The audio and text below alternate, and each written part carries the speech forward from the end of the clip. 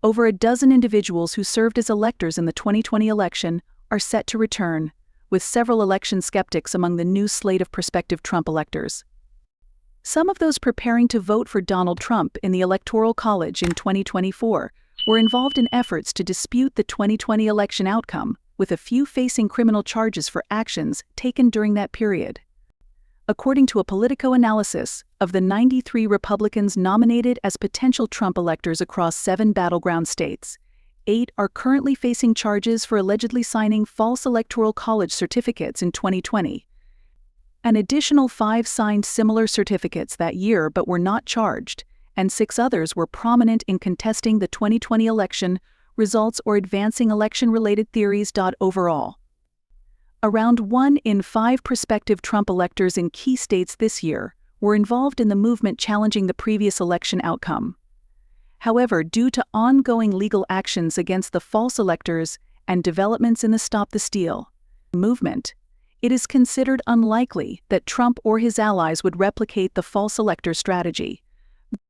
Yet, the return of these figures highlights the influence that election denialism still holds within a Republican Party led by Trump, who has questioned election integrity in the past. These individuals have not been sidelined, despite their alleged involvement in attempts to overturn an election. Instead, they've regained notable positions within the GOP. Many party leaders within these battleground states, including some prominent members, continue to support beliefs questioning the 2020 election outcome. Key roles in state party structures, such as party chairs in Georgia, Nevada, and Arizona, reflect the persistence of these perspectives. Mary McCord, a law professor at Georgetown University and executive director of the Institute for Constitutional Advocacy and Protection, commented that some state party leaders may not fully recognize the seriousness of charges brought against those involved in the false elector controversy. Traditionally, parties nominate elector slates for each state to fulfill their role only if their candidate wins that state.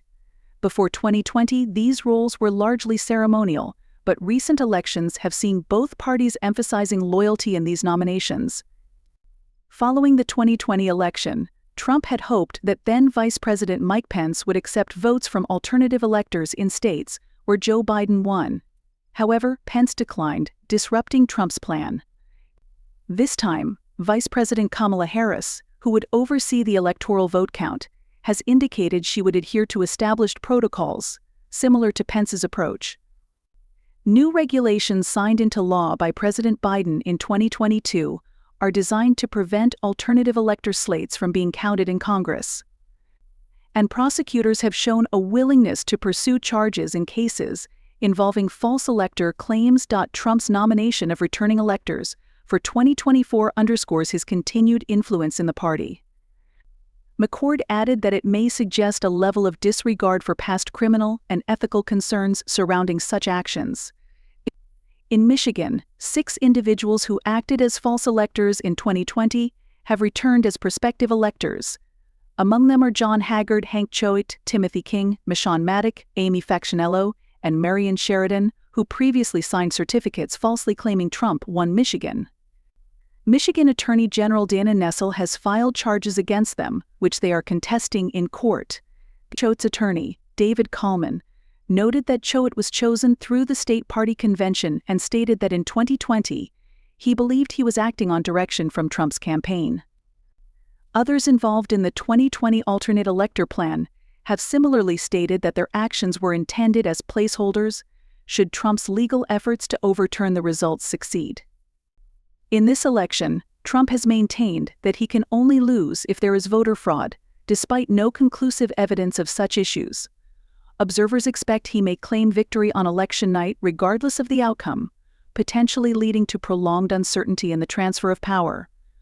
In Nevada, 2 notable electors include GOP Chair Michael McDonald and Clark County Chair Jesse Law, both of whom faced criminal charges for their involvement in the 2020 alternate elector process. The case against them was dismissed on a technical issue, but is currently under appeal. Additionally, Jim Hindle, represented by attorney Brian Hardy, is also listed as a prospective elector for 2024. Amy Tarkanian, a former Nevada Republican Party chair, expressed disappointment at the return of some alternate electors, viewing it as an intentional promotion of disputed narratives rather than accidental misinformation. In Pennsylvania, returning alternate electors include Bill Bockenschenberg, Kurt Kugrely, Bernie Comfort, Ash Care, and Pat Poprick. The Pennsylvania group avoided charges by including a conditional clause in their 2020 certificates. Other GOP electors this year include figures who support theories that the 2020 election was fraudulent. Georgia's GOP list features figures like Chair Josh McCoon and Susan Voiles, a former poll manager in 2020 who previously claimed absentee ballot issues, though her claims were dismissed. David Schaefer, a former chair, along with other supporters, is facing criminal charges for their roles in the 2020 alternate elector scheme. Several received immunity deals for cooperating with prosecutors.